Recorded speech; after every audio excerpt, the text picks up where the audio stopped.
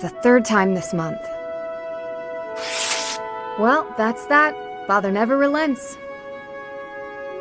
Oh, Professor! Hello! Did you need something? Well, that is... I was just tossing out something I have no need of. It's important to keep our spaces clean after all. You'd do well to remember that too, Professor. A clean space makes for a clean mind, or some such. Getting rid of things you have no need for is the first step to managing one's belongings in an economical way.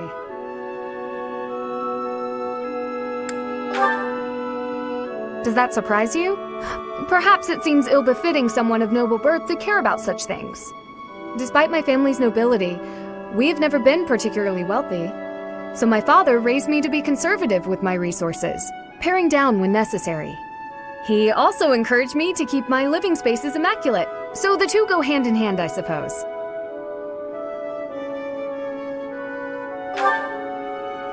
Yes, he's a good person.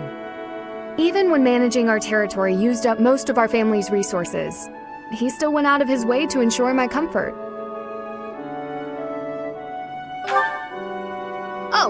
Just a scrap of paper. It was already written on, so no good for note-taking.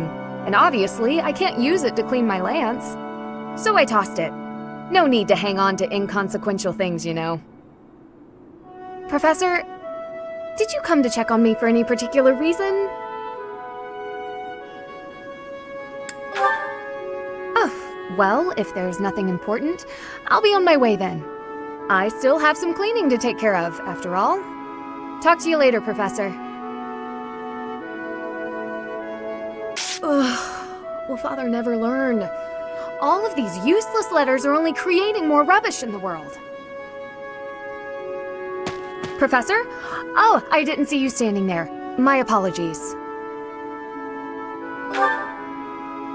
Oh, that paper. Well, Yes, it was. It was a letter from my father.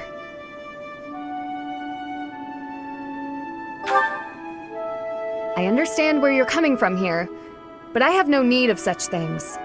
It isn't like anything of importance was written on it. Curious? I suppose there's no harm in allowing you to read it. Go on then. My dearest daughter, Ingrid. Are you well? I trust that you are behaving yourself and refraining from causing trouble for others. Things on the home front are in order. The marriage proposal for you and the Viscount's son should be prepared soon. Although, I am quite certain there are many superior candidates at Garrigmach Monastery. As you know, the very survival of our family is dependent upon whom you marry. You are the only one left in the family who can make things right. We are all counting on you. Do not lose sight of what truly matters.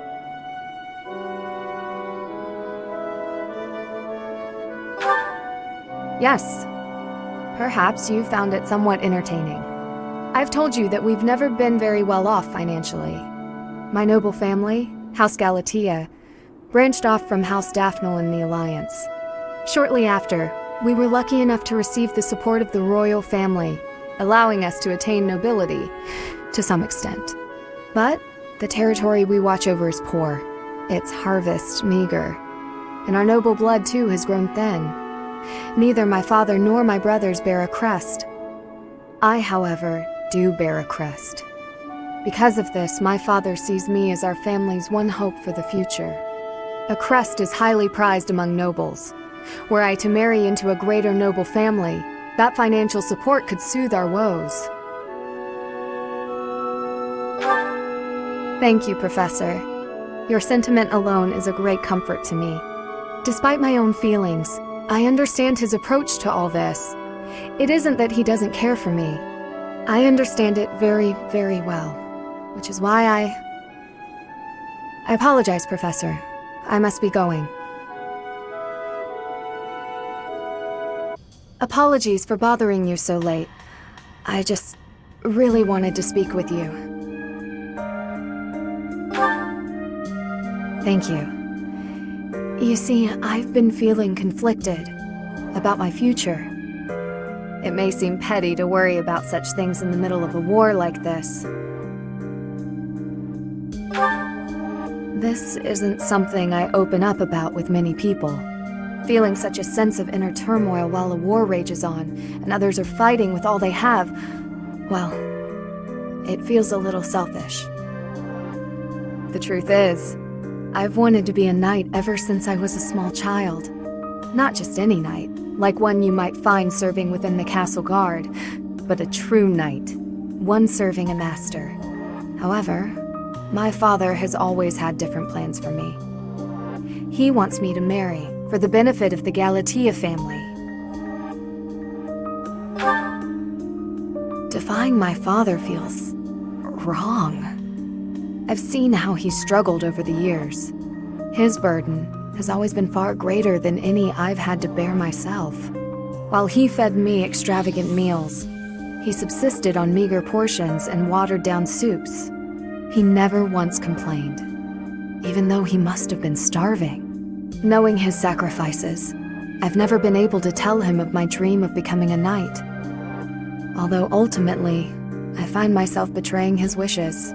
Now that I've parted ways with my father, there is nothing to stop me from pursuing my dream. But even if I do become a knight, I feel an unease deep within me. I fear I will never escape this guilt I carry, that I have shunned my duty as a noble.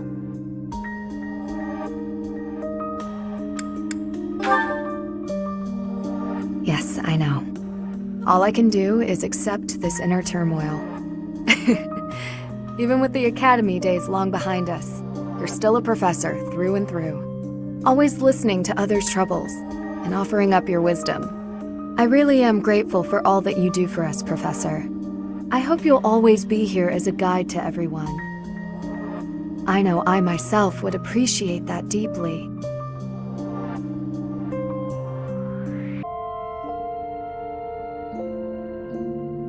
Is something the matter? You seem lost in thought. I know you've been very busy lately. It's wise to take breaks and rest, especially with all that is going on in the world. Actually, I wanted to speak with you about something. I promised myself I would wait until the war was over. Well, Professor, I have feelings for you. Of course, I respect you as a person, and I'll understand if you can't love me back, but still, I had to tell you. Though my focus has ever been on my duty and training, I cannot deny the feelings that have arisen. My dream is to attain knighthood. But now, I have a new dream to hold tight to. That is to be with you. Always.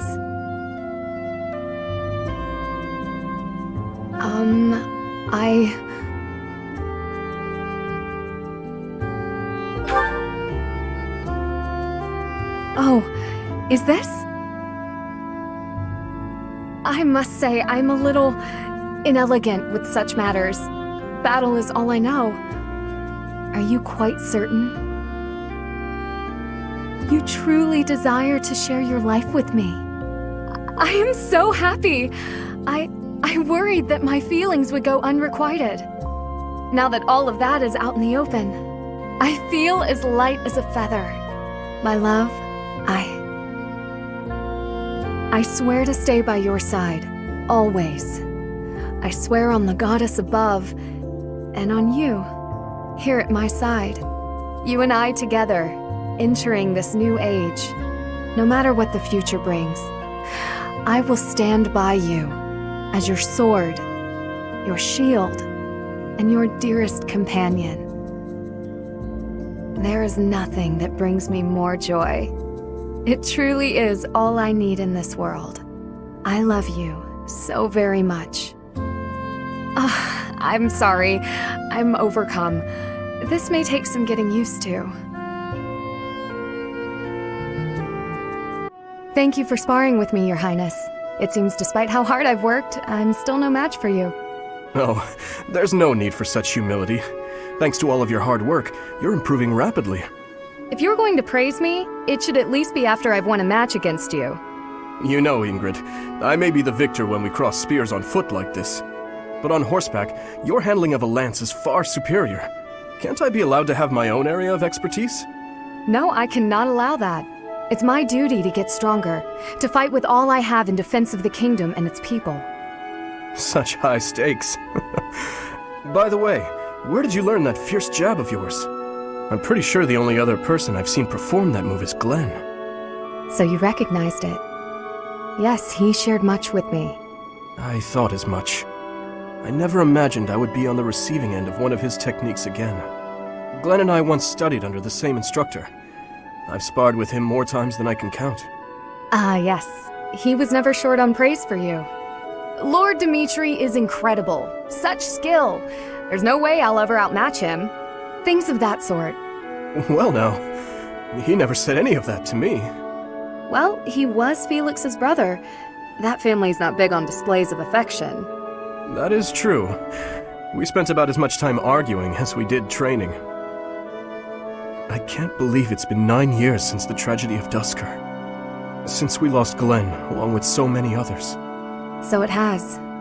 Time moves quickly. Things have changed so much. Despite the sorrow, I intend to become a powerful knight. A knight like yourself. And like Glenn. I will do so for the sake of my homeland, the holy kingdom of Fargus, and for all who have died protecting it.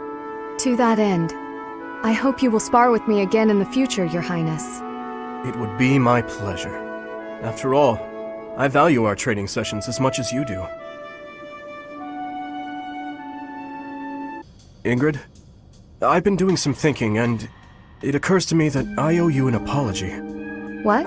Why do you seem so serious? In a just world, you would be happily married to Glenn. He truly loved you, and it's clear that you cared deeply for him as well.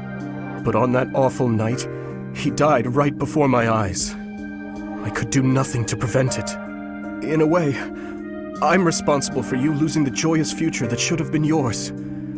I know my words can change nothing, but I'm so sorry, Ingrid. No, Your Highness. There's no need to apologize. Glenn's death, it still doesn't feel real. I always looked up to Glenn. He was the very picture of a perfect knight, noble and virtuous. In the end, he laid down his life, the ultimate sacrifice. I feel proud of him in ways that words can't quantify. Proud? Truly? That's right. I feel proud that he died for those he was sworn to protect. Proud that he passed from this realm to the next as a perfect knight. Are you really trying to turn his needless death into an ideal to uphold? You and he are so alike. Needless death? How can you say that? Glenn gave his life for you, for everyone, and this is how you speak of his sacrifice? You weren't there. You didn't witness his last moments. If you had, you wouldn't feel that way.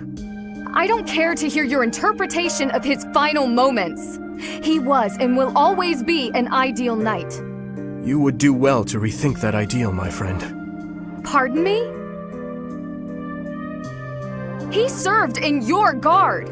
He took great pride in what he did, in protecting you. The very least you can do is not spit on his memory. If you'll excuse me. What is the matter with me? Your Highness, I've come to apologize. I mismanaged my feelings and got carried away. I've been thinking about what might have made you say the things you did. I was so caught up in the moment, and in my own feelings, that I didn't think of what yours might be. No, I should be the one to apologize. I did not intend to say such things. I lashed out like a child. You were right to rebuke me. I am disgusted by my own inability to express myself. Will you allow me to explain? Of course. At the tragedy of Dusker, I saw countless corpses. Of course, I saw his, too. Glenn's. Ingrid, I doubt you would have been able to see him. They were unable to bring his body back, after all. He must have died an agonizing death full of pain and regret. That is what I saw on his face. In that wasteland, there were no beautiful, proud deaths that could have been written about in heroic tales. Not one. I do not want you to die a death like that. Not even for the sake of loyalty or duty.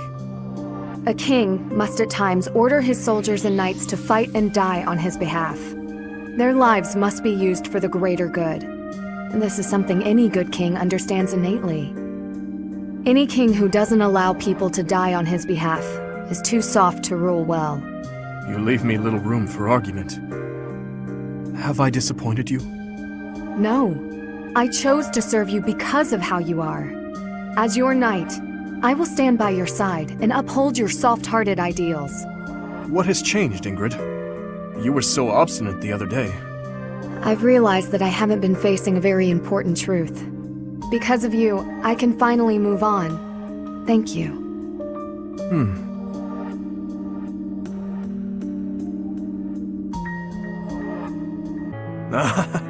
Finally, you score a point against me on the ground. You have improved, Ingrid. That was nothing more than a fluke. My technique was horribly sloppy that last round.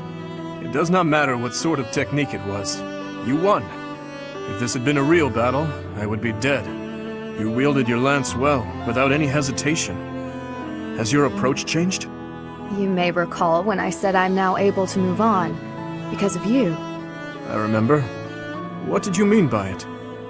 That I finally understand a truth about Glenn.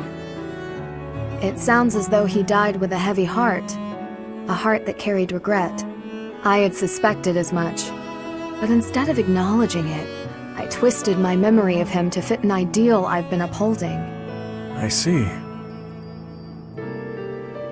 Your Highness, I will not sacrifice my life for anyone. But perhaps instead, I can live my life for someone. I will pledge my life to you. And how exactly am I meant to interpret that? However you please, Your Highness. Oh? Well then. Ingrid, when this is all over, I want you to support and defend me. As my knight. I have been thinking of telling you this for a long time. We get along well, you and I. As your knight? Yes, of course. Of course I will. I intended to do so for the sake of the kingdom. Together, Your Highness. You and I. Our first order of business. Putting this tragic war to an end. Yes. And while we're at it, do not die on me, Ingrid. Promise me that. Yes, Your Highness. I swear it on my lance.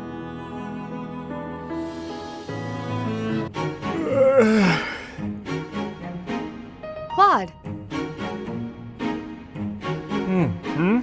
What's on your mind, Ingrid? Actually, if it's something troublesome, can it wait a bit?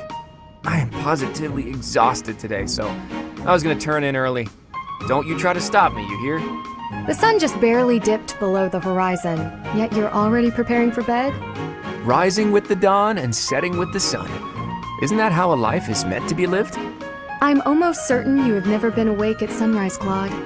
And how would you know that? You haven't been peeking into my room every morning, right? I'll have you know I like to rise early for my daily meditation. Sure. And I've decided to quit my pursuit of knighthood. At least try to make your excuses more believable. And that yawn just now. You didn't even bother covering your gaping mouth. One would never know you're of noble birth with how you conduct yourself. You need to relax, Ingrid. Deep breaths, okay? A yawn can't hurt, I swear it. Freely, you'd better get a hold on that attitude of yours. Otherwise, that pretty face is gonna get all twisted up with angry lines. Guys don't like gals who are always griping at them. Try a smile every now and then. Here, let's practice. On 3. 1, 2, 3. You're actually telling me to smile more, aren't you? How common?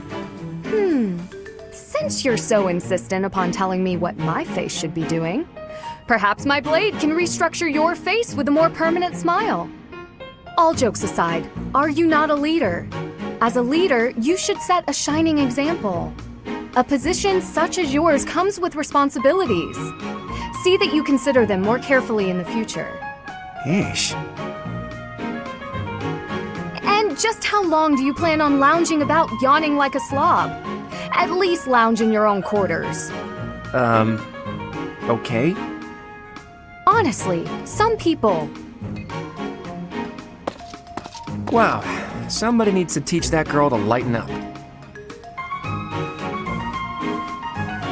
Ingrid, hello. Yes, Claude? Listen, I know you and I don't always get along. I just wanted to say that I'm sorry if my way of being is upsetting to you. If anyone should be making apologies, it's probably me. I've been overly harsh toward you on more than one occasion. I am close friends with someone who has caused me no end of trouble since we were very young. You remind me a bit of him, and I think I've projected my annoyances at him onto you, at times. Huh. Am I really that similar to this friend of yours? Not in every regard, no. You certainly seem to treat those of the opposite gender with quite a bit more respect, for one thing. Well now, I'll take that as a compliment. You also speak to me in a much more amicable manner than my dear friend ever does. Okay, I have to ask you something, but only if you promise not to show me your angry lines again. Doesn't that straight-laced personality of yours make life harder than it needs to be? I feel like there are plenty of people who'd like to get to know you better, but who are scared off by your, well, intense attitude. Oh, really? Really. I'd say that especially applies to most of the folks you go around giving lectures to. We're all friends here, Ingrid. We all trust each other with our very lives on the battlefield. Shouldn't we try to accept each other? You have a point. I sure do. Besides, with a cute face like yours, I bet you could win anyone over if you just threw out a smile now and then. I've got better things to concern myself with. In any case, you speak as though you know so much about wooing the masses. But I would wager that many of our classmates find it difficult to trust one as slovenly as yourself. Oh, another lecture. I see you took my words to heart. Look, let's just call a truce, shall we? How about we agree that we could both learn something from our chat today? If you'll make an effort to smile more, I'll try my best to set a better example for everyone. That seems like an unreasonable thing to ask of you. I wonder if you're capable of such a thing. And it's perhaps equally wild to ask an ice block like you to melt. But let's give it a try. What do you say? I suppose it's only virtuous to ask as much of myself as I'm asking of you. Very well. I accept your challenge. Ah, hello, Ingrid. A good day to you. Well, hello there. If it isn't Claude, always a pleasure. You put in a fine performance in training today. I must redouble my own efforts. Ha ha ha. That's kind of you to say. By the by, do you have a moment to spare? I have been meaning to ask for your input on some new strategies. Oh, goodness. Only if you think someone as lowly as myself might be of service. But of course, I value your skills more highly than most any other. Oh, goodness. Okay, time out. Listen, Ingrid, do you really have to say, oh goodness, every couple of seconds? What do you expect? Speaking to me as you were, I only responded in kind. What? Do I sound that strange? I thought I was acting earnest and industrious. I mean, yes, you do. You sound nothing short of ridiculous. Sheesh. Have you looked in a mirror lately? You're the one who's been walking around like Queen uptight. Excuse me? I'll admit it was a bit forced, but it certainly doesn't warrant such a title. Look, this was fresh and fun for a while, but maybe it's time we called it quits. Acting like this isn't us. We're just going to make everyone think we've gone mad. I agree. I must say, I have an easier time getting on with you when you're you, in all your you-ness. Come to think of it, you've always been more reliable than most anyone I know, when it really mattered. Well, thanks for saying that. I think I liked you better when you were a bit pricklier too. I've gone so long without hearing one of your lectures, I'm almost starting to miss them. I'm sure I can remedy that for you. I didn't mean you need to go all out or anything. A little restraint would still be nice. My lectures, as you call them, only persist as long as is necessary. Oh, I think I'm coming down with a stomach ache. We'll talk later, okay? Okay, see ya. You honestly expect me to believe that? Come back here, Claude. Hi, Ingrid. That was a great training session today, wasn't it? It was indeed, Claude. It's so nice to see you. Things have been pretty busy lately, though. I hope you're taking the time to rest whenever you have the chance. I thank you for the concern. You are ever so kind. I've finally got a free day tomorrow, so I was planning to sleep through the morning and laze around all day. That sounds so lovely. Perhaps I should do the same. Ingrid, will you just stop it already? You still doing that shtick? Whatever do you mean? Are you feeling all right? You're acting so demure. It's kind of creeping me out. Ugh, you can't be serious. I always knew you were a layabout, but I see now you're also an insensitive nitwit, too. If I lecture you, you complain. If I act pleasant, you also complain. Ah, you switched back! Please, tell me how to behave. At least if you're commandeering my behavior, I'll get less of an earful of your complaints. Have you ever even once considered thinking before you speak? And you wonder why people so rarely trust you. Ah, right. I'm sorry, I guess that was kind of insensitive. Wow, quite the apology. Sounds a lot like one of your myriad excuses. Do you really expect empty apologies to help you get your way? I'm suddenly feeling dizzy. Oh, so dizzy. We'll have to talk about this later. There you go again, you and your excuses.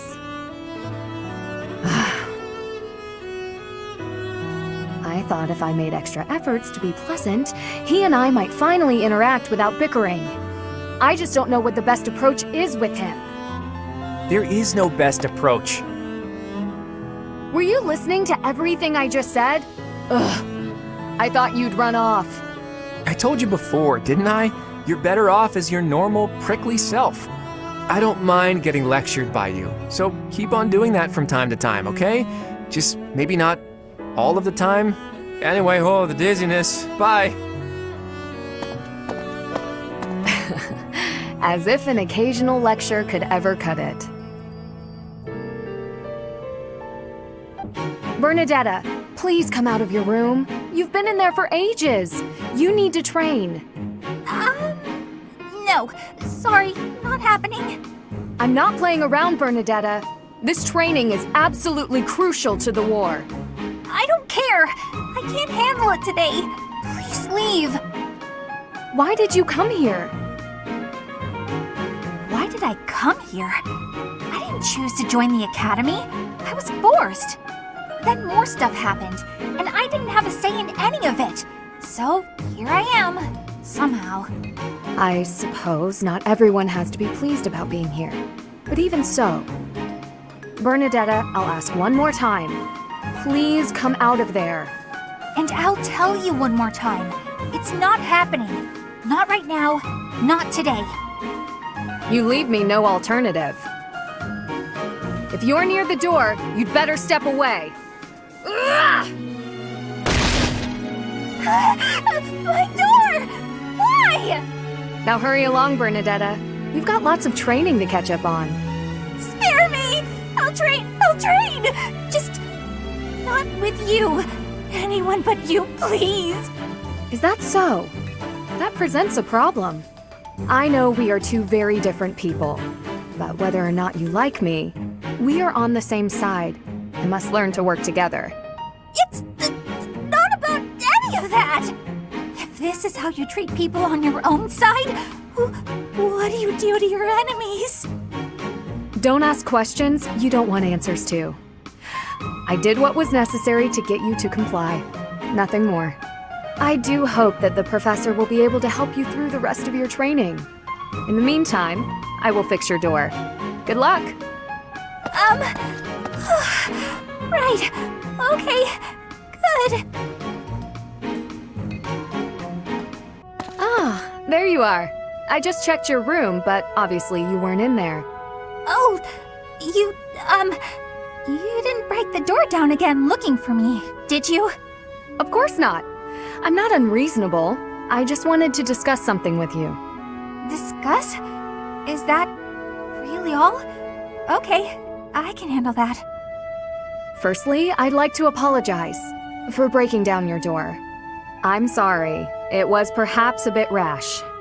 There was a period of time, quite a while ago, when I acted much the same as you. I spent many hours locked away in my own room. You did? Really? Really? Because I understood where you were coming from, I knew I had to intervene. At a moment's notice, all you care for could be swept away. At that time, is it better to have wasted your energy hiding away? Or better to have spent it honing your skills so that you can lend a hand?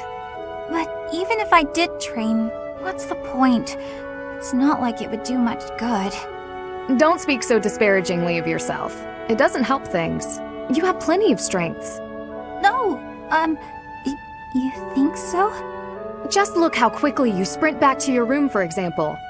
With more practice, I have a feeling you could outrun most anyone. You're also exceedingly talented in the arts. Surely there's a creative way to apply those talents on the battlefield. Stop wasting your breath and energy on putting yourself down. Just try your best. I'm not giving up on you. You have so much power in you, just waiting to be unleashed. You really believe all that? That's so nice. All right. For you, Ingrid, I'll do it. Excellent. Let's be on our way. Hey, wait! What are you doing? I didn't agree to this! Put me down! Do you have to be so bouncy? That got us here much quicker, don't you think? Let's begin. Let's warm up by sparring. Oh, stop, please! I surrender! Giving in so soon? There's no such thing as surrender on the battlefield. Help!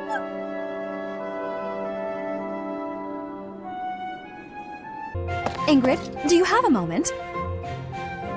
We're going to perform an opera in the cathedral. We are? Yes! It's a small one, but I need some volunteers. Let me tell you, Alois is very excited. He's already doing a ton of work for the show. I see. What's it about? Classic opera fare. A tragic love story. A princess who falls in love with a handsome commoner. But our princess, she carries the fate of her country on her shoulders. And no matter how in love she is, she can't just marry whoever she wants. Or can she? That's quite a story. Sounds tragic and beautiful. Who will be playing the princess? Me. I was a singer in an opera company, though I hope I'm not being too presumptuous casting myself. Even if you're not interested in being part of the production, you will come to see it, won't you? I'm asking everyone to dress up properly. I want it to be a stylish and elegant night. That does sound quite lovely. And I do want to go, but Please, don't worry if you can't make it. I understand we're doing this on such short notice. No, it's not that. I struggle with the elegant part of things. I don't really do myself up in elegant clothing and makeup and such. If fashion's your concern, lady, you're in luck. I am? If you don't dress for the occasion, no one will take you seriously. But don't worry about a thing. I'll happily work my magic on you. When it's time, I'll meet you in your room. We'll make you the most beautiful woman in the theater. Oh, goodness. Okay.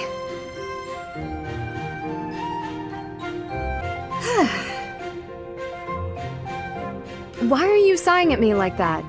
Is my face really so hopeless? Ingrid, I'm trying to think of something polite to say right now. It's as if you have no experience dressing elegantly. At all. I mean, I don't. Dorothea, I appreciate you taking the time, but yes, we're in the middle of a war. It hasn't been my top priority. I'm sorry, I shouldn't be so hard on you. I was just surprised, is all. A gal like you're a beautiful young noblewoman who somehow has no experience with either makeup or fashion. This is basic stuff, Ingrid. The basics of the basics, really. But it's like you've never even tried. I was just never interested before. Even as a child, it never appealed to me. Fussy, pretty things always felt unnecessary. And gussing myself up to attract someone has never played an important part in my pursuits as a knight. But you've piqued my interest in all this. How? It's not like I'd be dressing myself up just to attract someone. I'd be dressing up for the occasion, specifically. Even if I don't dress up any other time, a special occasion such as this is a good reason to try it out. Well, yeah. That's why we dress up when we go out. You might meet someone, and you want to look your best, don't you? Get their attention, lure them in. That's the exact opposite of what I just said. You said previously that dressing up for the occasion is reason enough. Oh, I just said that so you wouldn't run off screaming. I see. My real point is that you're quite lovely even before getting all fixed up. Absolutely bewitching, in fact. So when I'm finished with you, well, someone looking at you could be forgiven for wanting to pounce. Could they be? I don't know that I'd forgive them.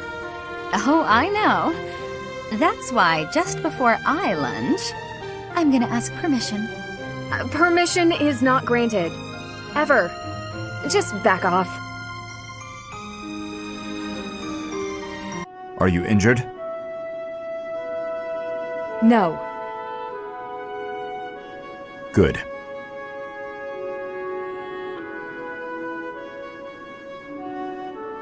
I'd have cut my way through, alone, without your assistance. My apologies. Your apologies are empty.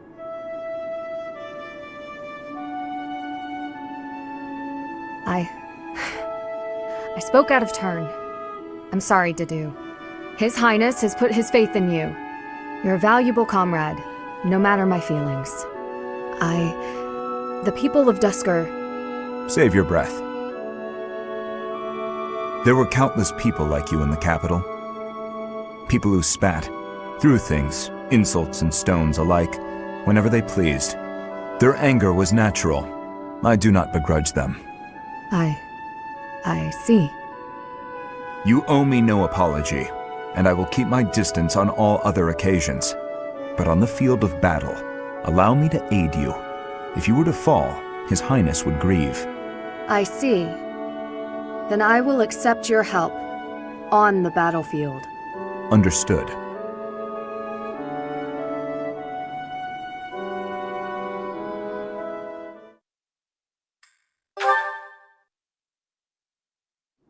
Are you injured? Dedu, saving the day again? Apologies. I'm the one who owes you an apology. You've saved my life how many times now? If I keep being so callous, I'll seem ungrateful. No matter. But... I'm accustomed to it. I'm sorry, Dedu. Why? Because the way I speak to you is unnecessarily harsh. The truth of it is, I lost someone very dear to me in Dusker. The punishment came swift to your people, and when I heard of the slaughters, well, I thought it was a punishment well earned. I thought the people cruel and heartless, deserving of the tragedy that ultimately befell them.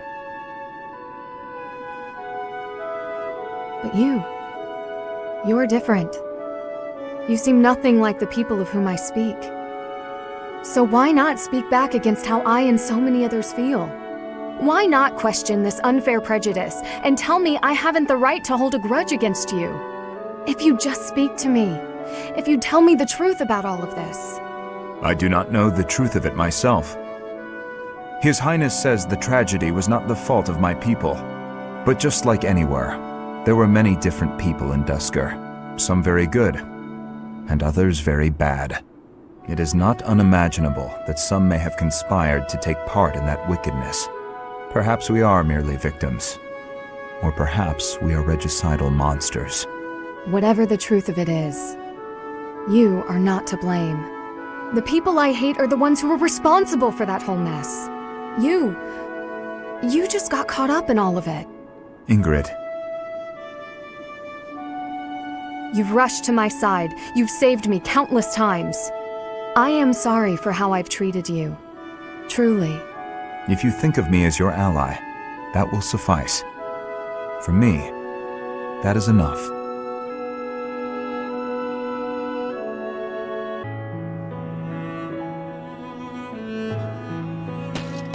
Dedu? Are you okay? You look unwell. Ingrid. Is my face frightening? What? I mean, sort of? Or, not exactly.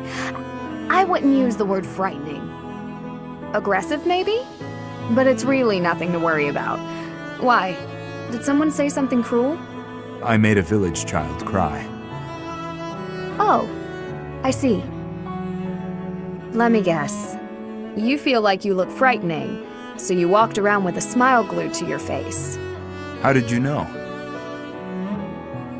I'm starting to understand how you think. The thing is, forced smiles never work well. They usually just end up making a person look creepy and insincere. I see. Duly noted. To be honest, when we first met, I was pretty intimidated by you.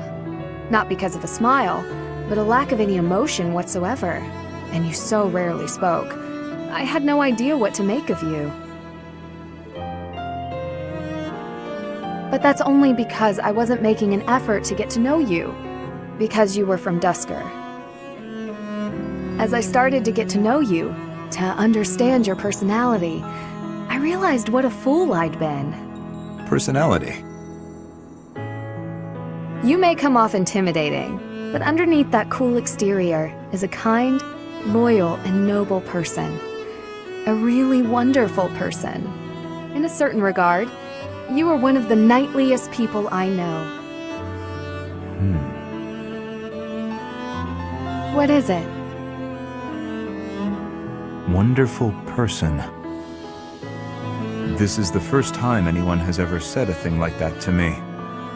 It is rather awkward. It's only awkward if you make it awkward. Which it kind of is, now. Ugh.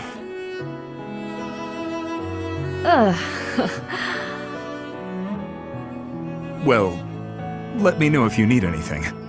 Yes, of course. Same to you, Dedu. Felix, there you are. I've been looking all over for you. The War Council congregates soon. You'd better come. Not sure why you need me. I don't know the first thing about strategy. Just how to use a sword. Nonsense. You're going to be there. Must I? Why is this such a chore? You went last time. Though you did all you could to disrupt things, as I recall. Brazenly rambling on about clear-cutting a nearby forest to secure a marching route. And attacking an enemy base, stealing their horses. You were incredibly disruptive, and even rude. I was offering my honest opinion. Then, you left before we were finished. What do you suppose happened after that? I have no idea. Well, the conversation got quite lively. We all began breaking down the viability of your somewhat maniacal plan. And apparently, similar tactics have been used to turn the tides of historic battles. That may be an exaggeration. Successful armies must be able to handle unexpected situations. That starts with weapon mastery and creative tactics. If you didn't have so much battlefield experience, you wouldn't be capable of such unique strategies. Which is why we need people like you. People who think creatively to lead the army. You're just massaging my ego. When have you ever minded? We need you there. Just come on.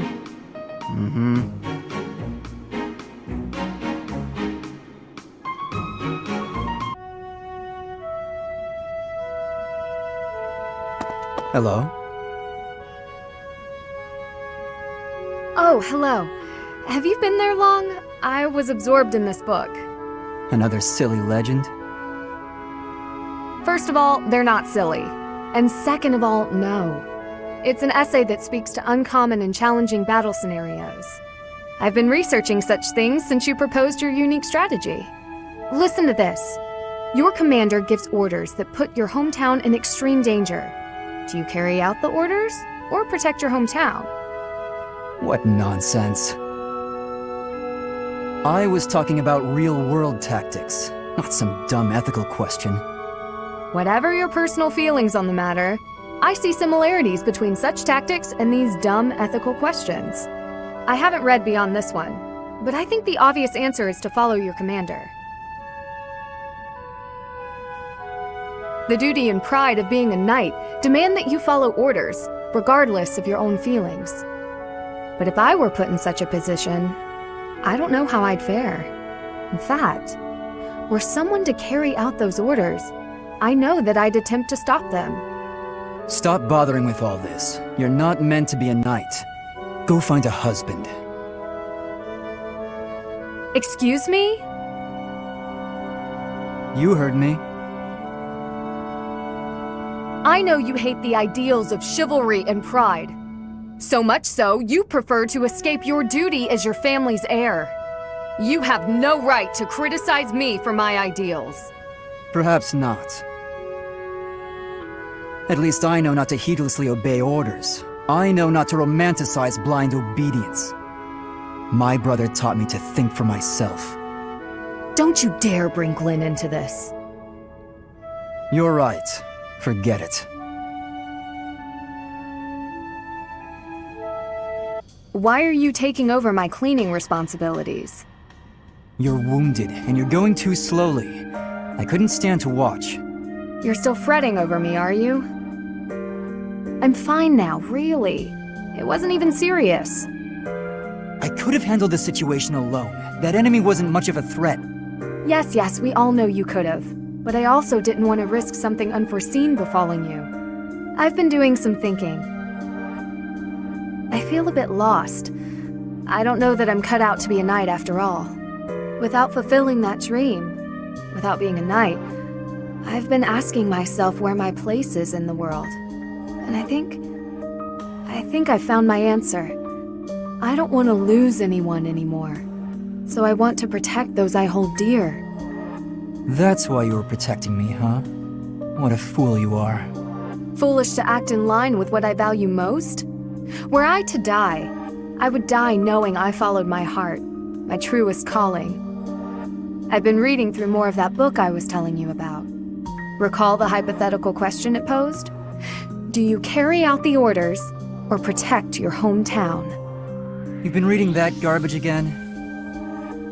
The book never specified that one should prioritize the commander's orders. Instead, it suggested that one should follow their heart in the matter. That's what a knight, that's what anyone being true to themselves should do. That's just the editor's opinion. Of course, and I find value in that opinion. Glenn died following his heart, not heeding the commands of the country or even the royal family. I will follow his example. No matter the outcome, no matter the circumstance, I believe in myself. You know nothing. What is it that you know then? What is it you fight for, Felix? My own beliefs. I see no difference from my own stance. You don't understand. You fight to be stronger than everyone, that you might protect those you care for, correct? Okay, fine. You do understand. My point is, don't let this happen again. If you died, I'd be annoyed. To avoid annoyance, then, I suggest you continue to grow stronger. If that happens, I might allow you to protect me too. You're insufferable. Hi there, Ashe. Here to do some reading as well, I take it?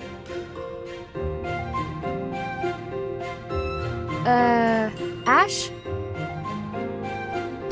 Ingrid, you gave me a start. How long have you been standing there? Not too long. Apologies for startling you. Must be a great book for you to be so deeply engrossed in it. What has you so captivated? Oh, it's quite an old book. One of the really old legends of Fargus. Aha!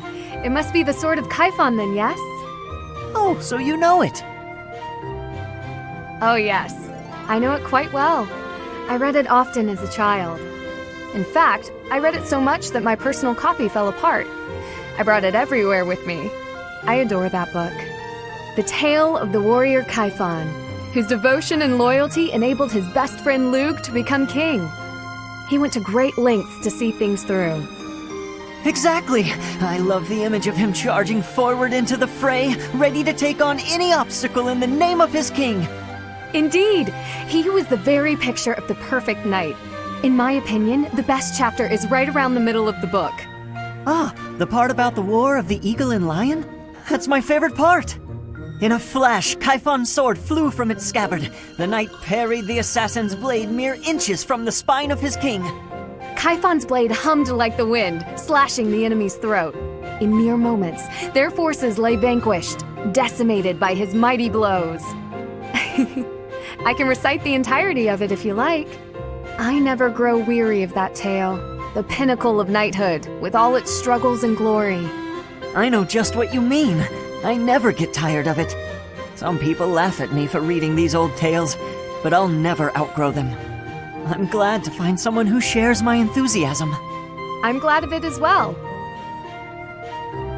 Tell me, what other books do you enjoy, Ashe? Well, the first one I ever read was Lug and the Maiden of Wind. You have fantastic taste! That story is another favorite. The final chapter makes me tear up every time. I know. When I first read it, I just couldn't get that ending out of my head. It seems we have much in common. I look forward to chatting again sometime. I'd love to. Yes, let's. Do you know this legend, Ingrid? It's about the Battle of Fodlan's Throat. Oh yes! I know it like the hilt of my sword. With so many valiant knights appearing in this story, I couldn't help but wonder which was your favorite. I really like this one, the one in the middle, the knight who stands in defense of the Duke. Such a wonderful knight. One of my favorites as well. That makes sense. He's so noble and virtuous. In fact, he kind of reminds me of you. Thank you. You remind me of him as well. You are honest, as is he. No, I'm nowhere near as great. Maybe someday. Maybe if we work hard together, we can both become knights as glorious as the one in this story. Together, yes. Now wouldn't that be something? If only we could. Huh? Ashe, the legends are exactly that. Legends. They're not indicative of real life. The cards we are dealt are what they are. We can work with what we have, but we can't change what's in our hand. What's that supposed to mean? I long to serve His Highness as a knight. The sort of knight that legends are written about. But I was born bearing a crest, and with that comes responsibility. Whether I like it or not, I am the last hope of House Galatea. I am the only one who can carry on the family bloodline and restore our lost fortune. To do that means setting aside my own dreams and ambitions. You still have the right to pursue your dreams. Ashe, I must ask something of you. Yes, of course. Anything. My dream is aligned with your own. Please, for both of us, promise to see yours through. That doesn't seem fair. I'll never be able to see my dream through. Doing so would mean terrible misfortune for others. So, I am bound by honor not to follow through on my own dream. But I can help you achieve yours. Come on, this isn't like you at all. Please, don't smile when your eyes are so sad. There you are, Ingrid. Whoa, hi Ashe. You seem excited. What's that you're holding? A book I found in town. I bought it for you. From me? Ashe, this looks very costly. Antique books like this are never cheap.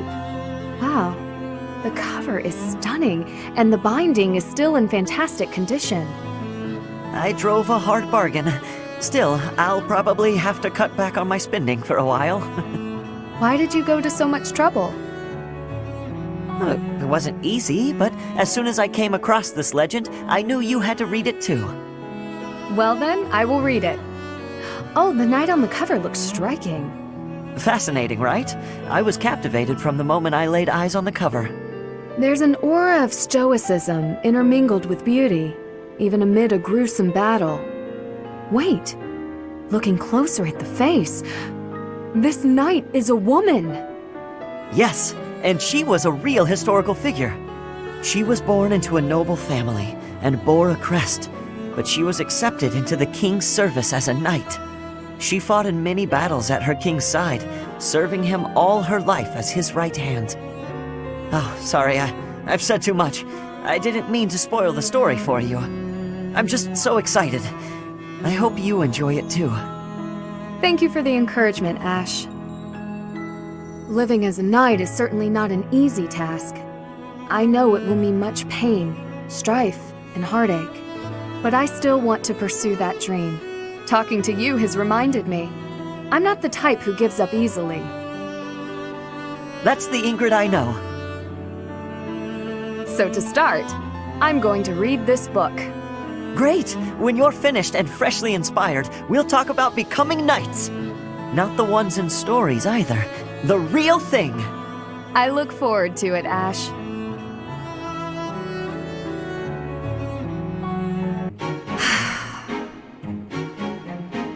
That was quite a sigh. What's wrong, Ingrid? Tell me, Sylvain, what am I to you? You're my friend.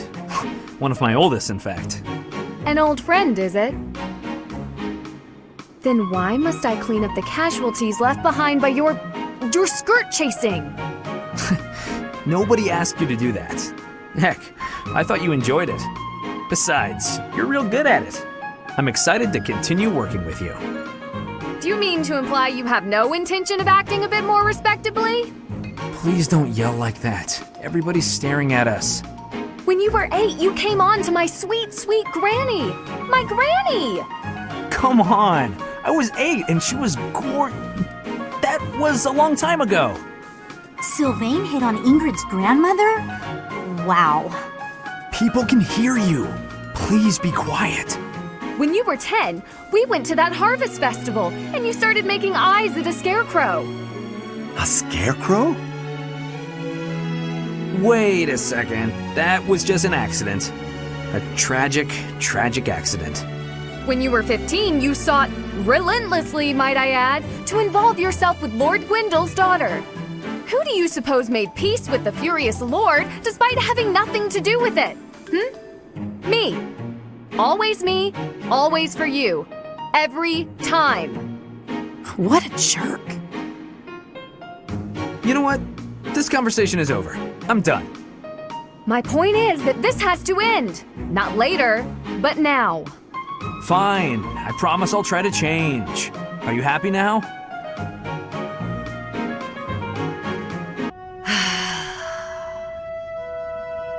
That's a heavy sigh.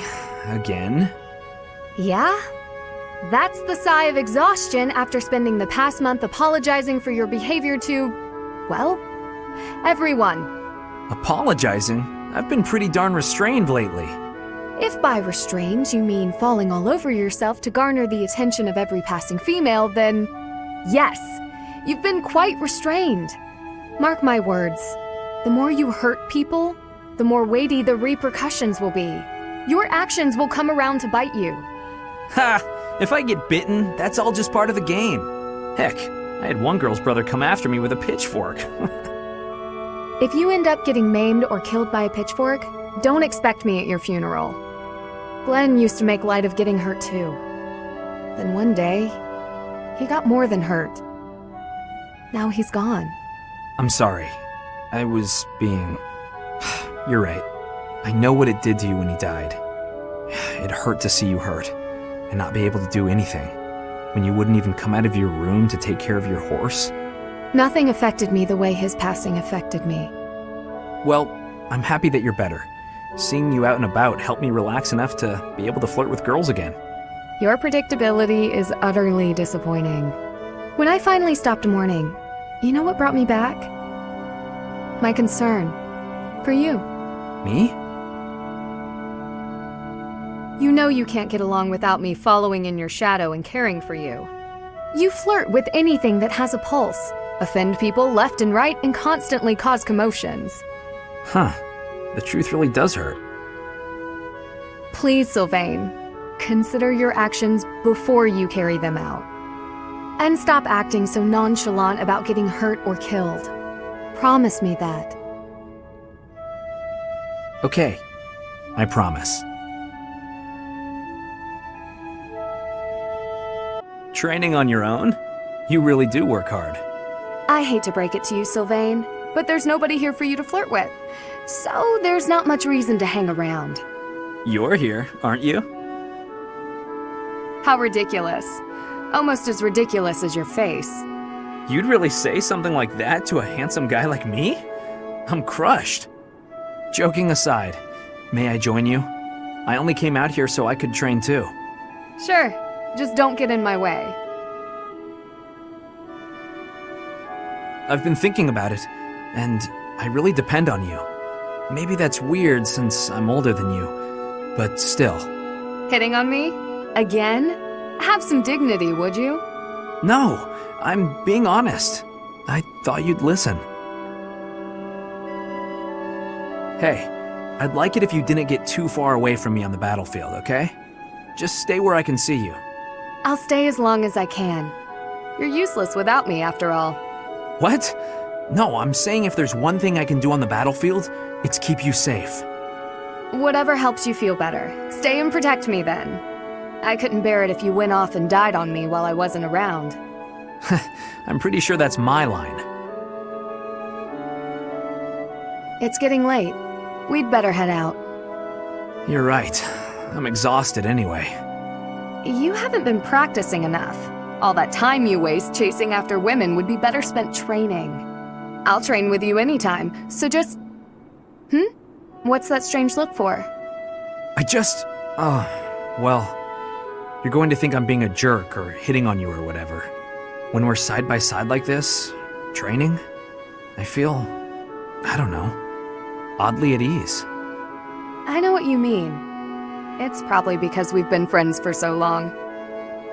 That must be it. Let's never change. Friends forever? Absolutely. No matter what happens, we'll always be friends, Sylvain. Hey Ingrid, how are you? I mean, what are you? Are you, off to train again? No, I'm headed to town to buy supplies, but I'll be training after that, naturally. Why? Oh, I just thought you looked serious as ever. I guess that part of you hasn't changed. Of course it hasn't. I am as I ever was. Yeah, no, I mean, I guess you're right.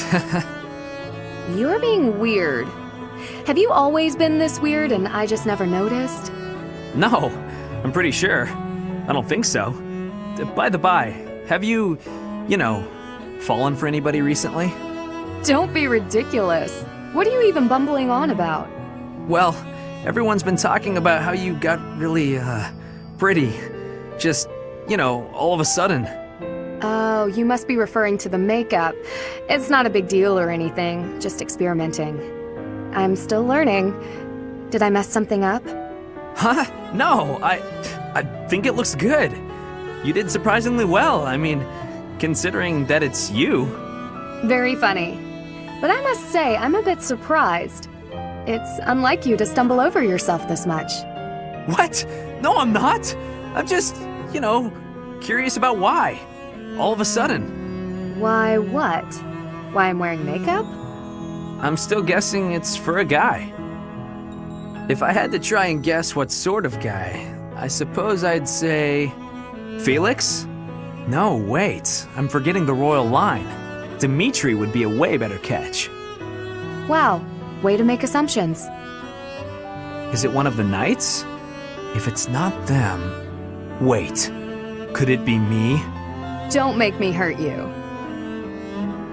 No need for violence. It was just a joke. I mean... It's not a joke that you're beautiful, but I wasn't trying to hit on you or anything. Promise. Beautiful, huh?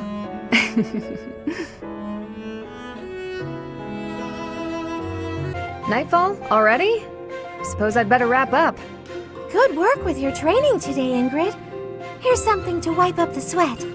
Whoa, Mercedes. Hi. Hello. How long have you been... Thank you. You're very welcome. I've been here since you started. Not long. Huh. Well, my apologies for not having noticed you. I get so caught up in training, you know. But why are you here? I can't imagine it was too terribly interesting watching me. I disagree. I just couldn't help but admire your training technique. I have to say, you are very impressive. I'm nowhere near as graceful as you. Graceful? I wouldn't say that, but thank you. If I'm to be honest, I'm the one who admires you. Goodness me? How so? You're always so put together. You hold yourself with such poise and have such a keen eye for fashion. I mean, even the handkerchief you handed me smells like... lavender, is it? It's just lovely. That perfume is a favorite of mine. I'm so glad you like it. Even the fact that you thought to put perfume on your handkerchief is delightfully foreign to me. I'd never have thought of that. I'll gladly share some with you. You're welcome to come visit my room whenever you'd like. We can have tea and chat. How does that sound? That sounds really nice. Yes. Sipping tea and having a chat. It's unlike me, but it sounds lovely. From now on, we'll meet up whenever we have time. We can go right now if you're free. Oh, no need to trouble yourself and rearrange things for me. It's no trouble at all. You'll never know if you're the type who enjoys chatting over tea if you never try. All right then. Apologies for my late arrival, Mercedes. My duties ran long, as per usual. There's no need to apologize at all. Please, have a seat. We've met for tea so many times, but you never seem to get used to it, do you, Ingrid? Not entirely, no. I'm not accustomed to being treated so... delicately. Anyway, what will we talk about today? I actually wanted to gripe about something that's been bothering me. You? Gripe? Now that's unusual. I'm happy to listen, of course. It's the least I can do after all the kindness you've shown me. Thank you. The one thing I really wanted to talk about is marriage. Oh? Yes. I received a letter from my adoptive father about marriage discussions with a noble family. And will you accept? That's the problem. No matter what I decide, I'll probably be married off anyway. What I really want to do is help those in need. But I think it would be more difficult to do so if I married a nobleman. Understandably so. Sounds to me like you need a strategy to silence your father. Sorry? To silence him? Don't you agree? It seems the best course of action would be to consider severing all ties with the family and running away. We don't need to go that far. I'm sorry, I really just needed to let that out. I don't need you to worry about solving my problems. Oh, okay. It's just a bit personal for me, actually. My own father has brought countless marriage proposals to my attention. He always was obsessed with me carrying on the family bloodline. At a very young age, my hand had already been promised to someone in marriage. But Glenn died young. That must have been difficult for you. Would you have married him if he had survived? That's a good question. It's hard to imagine now. Although I did admire him quite a lot. He held true to the ideals of knighthood, proudly serving the king. Even after all these years, I aspire to be the type of knight that he embodied. But that's just it. I'm not a tool for furthering my family's fortunes. I'm a knight at heart, regardless of what my father desires. I see. A very noble cause indeed. How strange that we should be worrying about the same thing. Even though we are such different people.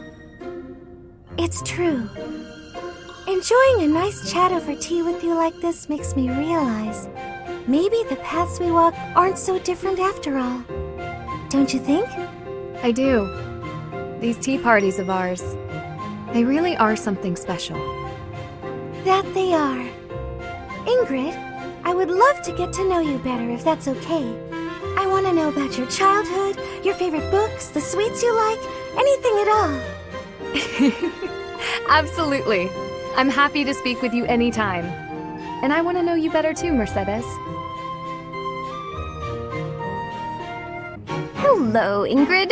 Can I have just a teeny tiny moment of your time? Sure. I can spare a moment or two. I was wondering, do you have any interest in fashion and makeup and stuff like that? I haven't the time to bother with such frivolities. As long as basic hygiene is being met, then I'm happy. Oh, but you're missing out on something so fun. I mean, it's not like you need it, of course. You've got beautiful bone structure, lovely hair, long legs, but aren't you interested in trying something new? Well, thank you. I suppose I do find it all somewhat intriguing. But my time is precious to me, and my focus is on knighthood. Taking time to paint my face simply isn't a top priority. Sure, but imagine if you could combine the two and become the most fabulous knight ever. Okay, maybe I'm taking it too far. I know knights don't necessarily need a ton of makeup or things like that for the job. I'm just saying, I really think you'd enjoy it if you opened your mind to it. All I'm talking about is a light touch.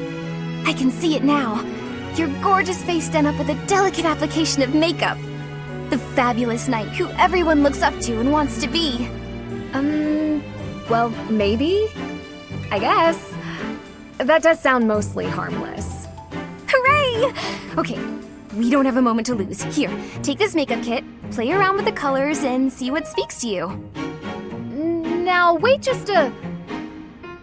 I actually got that little kit as a gift the other day, and I wasn't sure what to do with it because I already have that one. It's a limited palette, but I think it fits the look you're going for perfectly. I actually never agreed to start putting that stuff on my face, Annette.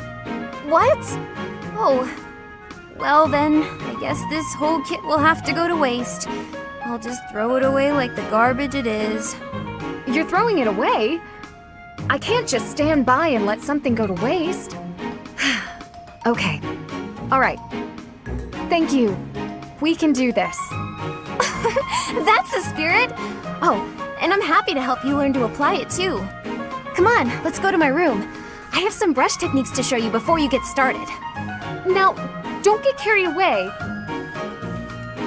Ugh. She played me like a fiddle. Ingrid? What's the matter, Annette? You look upset. I'm just so sorry. I had no idea. I'm not sure I follow. Take a breath. What's going on? Well, I was really curious about why you're not interested in things like makeup. So I asked some of our friends about it, and... Oh, I see. I imagine they mentioned that my family was fairly poor, and they probably also mentioned that I lost my fiancé. Correct? They did. I'm so sorry. It was thoughtless of me to try pushing those things on you. It's perfectly fine, Annette. It's true, my family struggled financially. It wasn't easy growing up, but it taught me values I wouldn't have learned otherwise. And we weren't so poor that I consider myself deprived. I'm sure my family would have bought me makeup if I had wanted it, but it never mattered enough to me. Not then, and not now. Oh, so you just never sought that stuff out? Never. While I acknowledge it can be fun, fussing over my outward appearance isn't an instinct of mine. When I was younger, I'd usually be found covered in dirt, bugs in my hair, and a big smile on my face. Things haven't changed too much since. Then, when my fiancé passed on, my priorities shifted even further. It reminded me of what's most important in life. Beyond that, it's hard to think of myself changing without him around to see it, even if it's something trivial like how I present myself. But talking to you has helped me realize it's okay to loosen up and enjoy those things if I want. So, thank you. Me? Oh, I didn't do anything at all. Except pester. More importantly, do you notice anything different about me today? Yes. It's very subtle, but I could tell right away that you were using that makeup I gave you. You could? Ah, that makes me happy. I was trying to apply it just how you showed me. You did great, and it really suits you. I think there's a lot I can learn from you, Annette. You've helped me embrace a lighter side of life I quite like. It's my pleasure. Ooh, this is so great. Want to go shopping to celebrate? Shopping? But what would we buy? That sounds so overwhelming. There's a dress I've been eyeing for a while now. I'm certain it will complement your pretty eyes. Just leave it to me, Ingrid. I'll make you the most fabulous knight this world has ever seen. Well, that does sound fun. I look forward to it.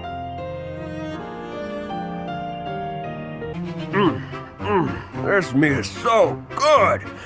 I wish I could send some home to my little sis. Raphael, what are you doing here? Oh, I was just enjoying some of this roast. Did you want a bite? No. I meant, what are you doing here? This isn't the dining hall. That's funny. Of course I know this isn't the dining hall. You know that, and yet you're stuffing your face here rather than where it's appropriate. You're not even seated. Is that the best way to eat? If you think so, let's sit down. You're missing the point. At least use a plate. I don't have a plate with me, so there's nothing I can do about that now. But since when are you so proper, Ingrid? I'm not proper at all. You're just downright crude. Have you no respect for yourself and your journey to knighthood? Knights must work from a very young age to be upstanding in all facets. You are making a mockery of all that we stand for, you! Slow down! I can't do all this listening while I'm trying to eat. Disgusting! Now you've spilled gravy all over your shoes and your chin. You'd better wipe that up. Now you need everything to be neat and tidy? You're really particular. This has nothing to do with me. It's what's expected of a knight. Wait, all I have to do is be neat and tidy, and I can become a knight? Forget all that studying then. I'm just gonna work on being the neatest and tidiest one here. Wait, that is not what I said. Oh, really? You're probably right. I shouldn't bother with the neat and tidy stuff. You are impossible.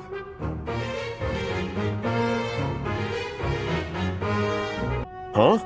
Is that Ingrid? I'd better get out of here before she scolds me again. Actually, she looks kind of sad. Maybe I shouldn't run away. Hey! Ingrid! Why do you look so sad? Are you hungry or something? Oh, it's you. No, I'm not hungry. You're not hungry, but you're sad anyway? I don't get it. Are you sick? No. Then are you sure you're not hungry? I just told you that wasn't it. It's nothing you can help with anyway. Well, sometimes you gotta talk it out. That's what my grandpa says. Yeah, I guess that's helpful sometimes. Are you willing to listen then? Of course! Please, go ahead. I've just received yet another letter from my father regarding a marriage arrangement with a noble family. I see. I am the only person in House Galatea capable of carrying on our family line, of passing on a crest. Ah, I see. I've long understood that it would be expected of me to marry, of course. I see. Raphael, are you even listening? I'm right there with you, but... Did you hear that ominous sound? Was that thunder? Sorry, all that listening made me hungry. After hearing you out, I think you're probably just hungry too. And your troubles are sure to go away after a good meal. I really am not hungry. But I can't say no to good food. Alright, let's just eat then. I can tell you about my struggles some other time, maybe. Eating? In the dining hall? You? What do you mean? The dining hall's where I do most of my eating. If only the old version of you could hear you say that. It seems to me you've taken more care with your appearance of late, too. For once, you aren't covered in gravy and oil from head to toe. I'm impressed. Of course not, Ingrid. A proper knight has to be neat and tidy. Alright, what have you done with Raphael? It's all thanks to you. You said I had to clean up if I wanted to be a knight, so I started being more careful. Do you think I have what it takes now? You've certainly become more knightly than before. But there's plenty yet to do to become a proper knight. It's not as simple as eating where you're meant to and not being covered in gravy. Maybe I'd have a better chance if I just married you. What does that have to do with anything? You're real cultured, that's all. You already taught me to be neat and tidy. I figured you could teach me a lot more about being a proper knight if I always had you around. That would be quite the undertaking for me. Listen, Raphael, that's sweet of you. However, as I've said before, I've no intention to marry. Let's cast aside this talk of marriage, and instead embolden one another to be the best knights we can be. You're right. Probably a better idea to just embolden each other instead. As long as I still get your help with becoming a proper knight. While you're working to be more proper, I'll be working to strengthen myself, that I might become a greater knight than you. Huh. I don't know about that. I'm pretty tough. But I guess if anyone could beat me, it'd probably be you, Ingrid. Guaranteed. Thank you, Raphael. That means a lot to me.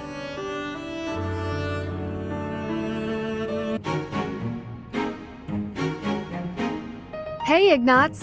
What are you doing here? Hello? Oh, you're painting.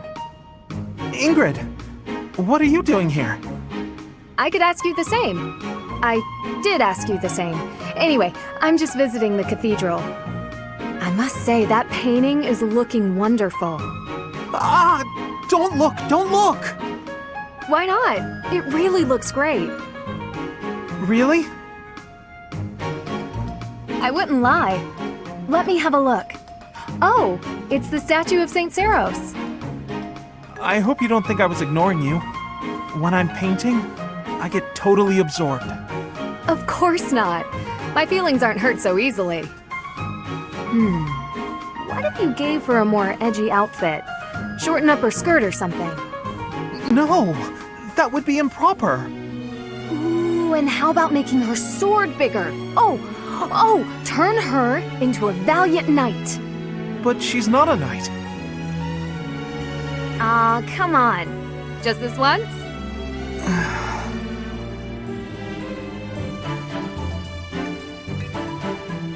Huh. She doesn't exactly look like a knight. More like a maniacal demigod. Yeah, it just kinda came out that way. It's different. Not quite how I envisioned. It's my fault. I should have stuck to my original idea. I'm sorry I pushed you, Ignatz. I'll leave you be. Good day, Ignatz. So, painting again? Ingrid. Yes, I'm painting St. Saros again. Look, I'm really sorry about the last time. It's my fault it turned out so, well, different. No need to apologize. I appreciated the fresh input. It made me think. That's kind of you to say, but no need to pull punches. It's the truth. I'm so caught up in my own mind, I'd never have thought to try that. Ignatz, I appreciate your attitude, but... Yes? There are times when it's okay to feel upset or angry. If you're feeling that way, it's always best to be honest. But... I understand the weight of what I did. I besmirched a sacred image, and it was a painting you were pouring your heart into. I got carried away. but I'd prefer if you had told me then and there that my request was uncalled for. I'm not angry. I could never get angry with you. I'm sorry. Why are you apologizing? I'm the one apologizing. Oh, sorry. Stop saying sorry! Never mind. Forgive me. I came here to apologize, and now I'm being sharp with you. Don't worry. It's my fault, really. I'm not very good at expressing myself. I never intended to be such a bother. I think I'll leave you to it. Oh, okay. Sorry. Where are you going, Ingrid? Oh, hi. I see you spotted me. Saw me. I don't want to disturb you. Don't worry. I just finished my painting of St. Saros. Oh, that's wonderful. May I see? Of course. Take a look. Whoa. She looks so different from the other painting. Much more divine and gentle. She looks so real, doesn't she? So alive. Perhaps it's boastful for me to say that. Not at all. She really does. She has a glowing vibrancy to her. Looking at this painting, I feel so inspired. I was going to paint her as loving and benevolent, but then I remembered your idea, and I decided to depict her fighting for her people. Really? Actually, now that I look closer, I see her sword is rather large, and she seems to be in a battle stance. That's right. Although, of course, I had to discard some of your more absurd suggestions. I'm sorry about that. No, wait! That's not what I meant. I see that if I open myself up to suggestions from other people, new things become possible. And I have you to thank for that realization. If that's true, I'm very glad I could help. You made a good point. We can't be blinded by our own thought patterns and ideas. It's important to be open to others as well. By doing so, we discover new paths for ourselves, and we can become better in ways we may never have imagined. Exactly. Thank you, Ignaz. You've reminded me of a very valuable lesson. I'm going to strive to be more attentive and listen to other people's ideas. Me too. And I've just had a new idea for a painting. I can't wait to see it. I bet it'll be a masterpiece.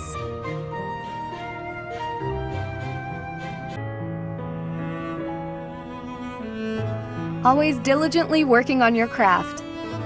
Ah, Ingrid! How long were you standing there? Only just now. Oh, is that the new painting you were mentioning? You sounded especially inspired about this one. May I see? No. I mean, the painting's not ready yet. I don't want anyone to see it before it's finished. But we had spoken about how much your perspective can broaden when you let other people in on your work. Had a change of heart? It's not that. This one is embarrassing, is all. Come on. You know you don't need to feel embarrassed around me. Please, show me. All right. Just for a second. This one is even more beautiful than the last. A knight in shimmering armor fighting in all her glory. That lance looks a lot like mine. And the armor. And the horse. Ignaz? Is that? Yes. It's you. The woman in this image. She's so powerful and regal. I'm in awe. So elegant and refined, but with such a soft air, despite the armor and weaponry. That's how I see you. You remind me of St. Saros. Brave and vibrant and powerful, yet kind and gentle. Sorry, was that too much? That was too much. Thank you, Ignaz. I'm deeply touched. And also embarrassed. I'm feeling a little embarrassed myself. Truly, I'm so moved. I guess now I really need to live up to all your painting encompasses. Please show it to me once it's finished. I will. I promise. Though I don't think I'll show it to anyone else.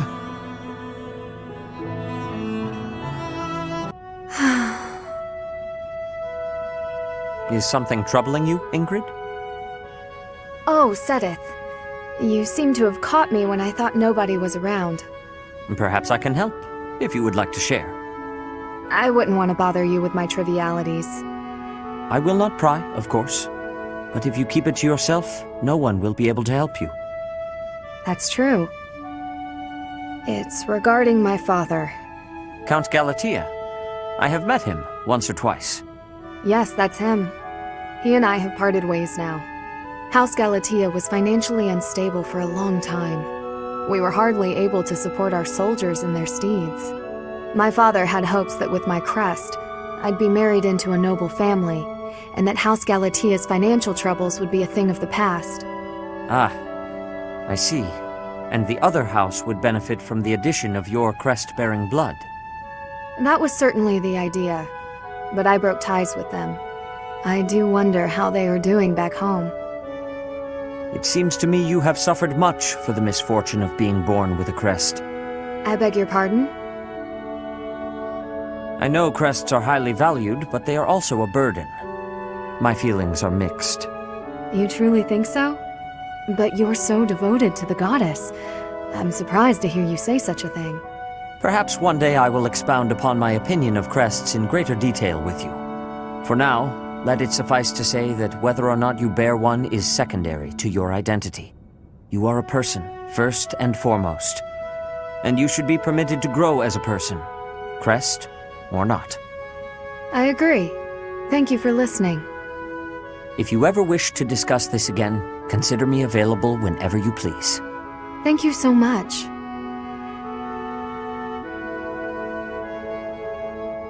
Ingrid, are you familiar with the story of the King of Liberation and the 10 elites of Fodlan? Of course. They were the heroes who struck down evil with the power of the sacred weapons, protecting our land and people. Their strength was passed down through the ages, manifesting itself in the crests some of us are born with. Yes, the 10 elites certainly possessed great power. But does that make them worthy of worship? I imagine you ask because they later fought amongst themselves, turning on one another, ravaging the land. Precisely. Initially, Nemesis and the 10 elites worked together to bring peace to Fodlan. But soon their ambitions got the best of them, and they clashed, using their sacred weapons on anyone they chose, strong and weak alike. What I mean to say is, possessing strength alone does not make one worthy of respect. Rather, one should be judged by how they choose to use that strength. Yes, I agree. If you follow that logic, then you will see it also applies to those who are born with crests. Now think of how your father wishes to wed you to another family's fortune on the basis of your crest. Yes? What of it? These are purely inherited qualities. Is it not foolish to judge a person's value by some inherited fortune? That is all a crest is, really. That's what I think too. Having a crest or not has no bearing on your worth as a person. I understand that Count Galatea believes he has the right to manage your affairs. I am certain he has his own share of problems. And I do not wish to meddle or lay blame. But if there is anything I should like to say to his daughter, it is this. How you live your life is up to you. Thank you for your counsel and wisdom, Seteth. Father's hopes were dashed long ago. I will take some time to reflect on what lies ahead. My future.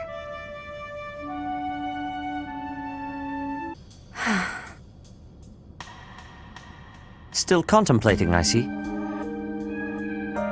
Without so much as a word, you've read me through and through. Since last we spoke, I've been thinking a lot about my future. How I want to spend my life. It's a lot to think about, and I haven't entirely sorted out where I'm going. I think I need more time to grow. On the contrary, you have given this honest and sincere thought. I am quite impressed, actually. You're impressed with me? Worry about the future is not unique to youth. It is human nature. At the risk of being overbearing, might I offer you one more piece of advice? Of course. Have you considered what your life would be like had you not been born with a crest? Do you suppose that you would have been ordinary? Insignificant? I do not think so. Even without a crest, such a promising young lady as yourself would have a bright future ahead of her. Seteth, I am not typically inclined to flattery, so I hope you will take my words to heart. Have faith in yourself. If you trade that faith for a misplaced pride in your crest, I will have to reassess your character. I've no intention of doing such a thing. It will take me time and experience, but I will find my path and walk it proudly. I am glad to hear it, Ingrid.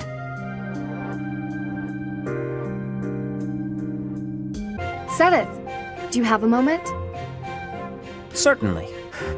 Have you arrived at a decision about what you would like your future to be? I think so. I was hoping I might ask for your opinion on the subject. I am flattered. Please proceed. I want to serve as a knight and protect my homeland. I know this through and through. It has been my truth for as long as I can remember. However, I feel I should choose a path that would benefit my father. I was raised by him in a happy home, never wanting for anything, despite my family's meager finances.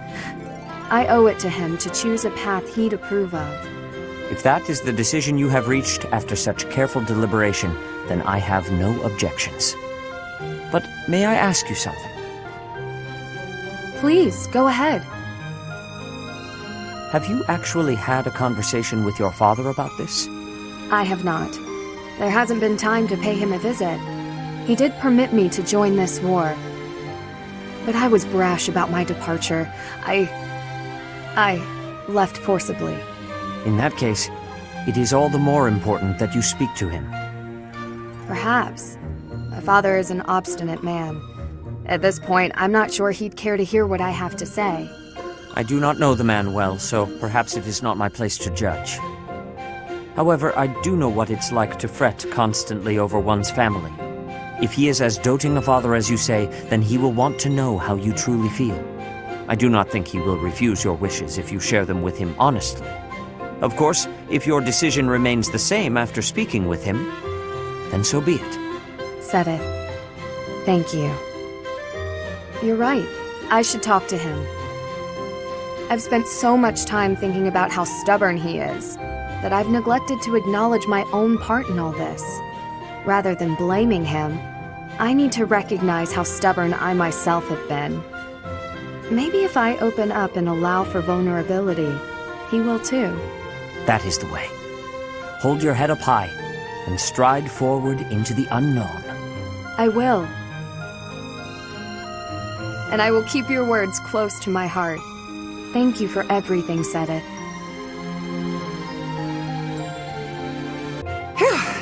Good work. Should we call it a day? Thank you. Yes, let's. Catherine, if you don't mind, I'd like to ask you something. Let me guess. You're going to ask why you're so bad at predicting my attacks. When I expect an attack from above, you surprise me from below. When I expect a jab, I get a sweep. You seem to anticipate my anticipation. It's probably because you're a straightforward, honest person. You're reading my movements and trying to calculate what I'll do next. That has always seemed the most sound strategy when engaging in combat, yes. Right. Well, I take that anticipation and turn it against you. I use my eyes and the tilt of my sword to mislead you. Catching your opponent off guard is the trick to staying alive in combat. You've got to keep yourself alive if you want to protect Lady Rhea, right? Your dedication to Lady Rhea's safety is truly inspiring, Catherine. You flatter me. My dream is to become a knight and protect my king, no matter the cost. There is no greater purpose I can serve. Although your fealty is sworn to Lady Rhea, you are the ideal knight I aspire to be. Admire me to your heart's content, but I'm... Catherine, I'd be honored if you would make me your squire. My what now? Oh, you're far too straight-laced to be my squire. However you might judge me, I'm quite serious about this. All right then, why not? Let's start by teaching you how to flirt with handsome men. Pardon me? That can't possibly be where you want to start. Nah, I was just kidding. I wish I knew how to flirt with handsome men. Instead, let's teach you to lighten up. Ah, understood. All right then, enough sparring for today? Yes, that should suffice. I must say, you've gotten good at seeing through my tricks. I can't mislead you so easily anymore. I've made it my goal to read your aim and not give away anything through my body language. But in hand-to-hand combat, your form needs work. On the battlefield, even if you lose your weapon, you can't ever stop fighting. Sink your teeth into their throats, kick them where it hurts. Do whatever it takes to survive. Have you ever needed to employ such methods? Not on the battlefield. I've never been in such a dire situation that I needed to. But at the tavern, loads of times. With a well-aimed boot, I've brought many a man to his knees.